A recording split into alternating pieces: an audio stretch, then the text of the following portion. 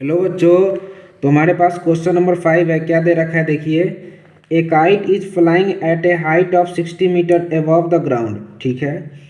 The string attach to the kite is temporarily tied to a point on the ground. The inclination of the string with the ground is 60 degree. Find the length of the string assuming that there is no slack in the string. ठीक है, मतलब कि देखिए हमारे पास एक क्या है, पतंग है। मान लेते हैं कि हमारे पास एक ये पतंग है ऊपर। ठीक है, किसी एक पॉइंट से ये मेरे पास क्या है, पतंग है। ठीक है, मान लेते हैं कि ये पॉइंट क्या है, ए। क्या है, ए। ये क्या है, बी। और ये क्या है, सी। ऊपर पतंग है।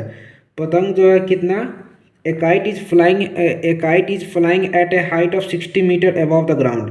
जैसे मान लेते हैं कि बी क्या है, एक ग्राउंड है, ए बी क्या है, बेस है। तो बी सी का जो मतलब पतंग जो है ग्राउंड से कितने ऊपर उड़ रहा है, 60 मीटर। ठीक है। The string attached to the kite is temporarily tied to a point ground. So the inclination of the string with the ground is, जो यहाँ से ग्राउंड से जो इसका एंगल जो बना रहा है कितना डिग्री का, 60 डिग्री। और AC क्या है, AC क्या है, पतंग।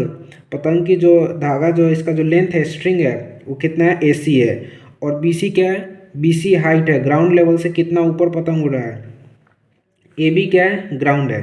ठीक है, तो इसी चीज़ को यहाँ पर लिख लेते हैं। क्या है देखिए मेरे पास, BC is the height, BC is the height of kite, and A is the point where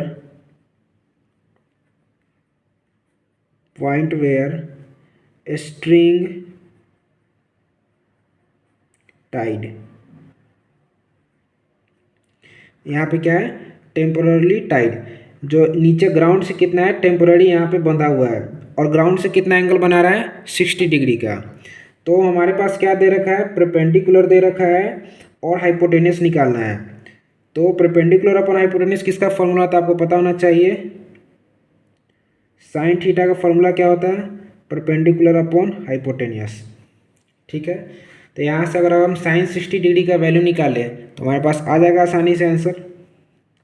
क्या है देखिए, sine 60 degree is equal to क्या हो जाएगा, परपेंडिकुलर क्या है, BC। हाइपोटेनस कितना दे रखा है, मतलब निकालना है हमें AC। साइन 60 का वैल्यू कितना होता है, साइन 60 का वैल्यू होता है √3/2। BC का वैल्यू कितना दे रखा है, 60 मीटर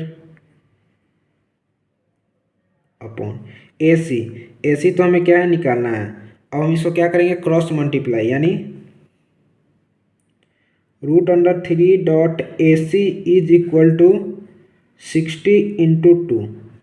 यहाँ से AC का निकालने के लिए √3 मल्टीप्लाई में आ जाएगा, यानी AC is equal to 60 into 2 upon √3।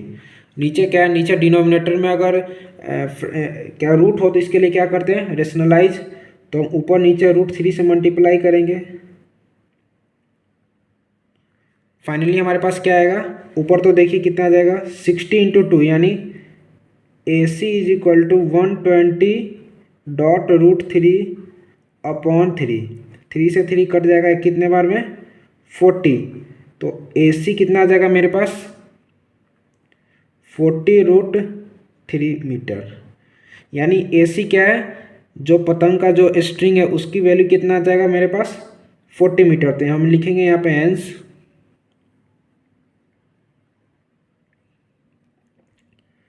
the length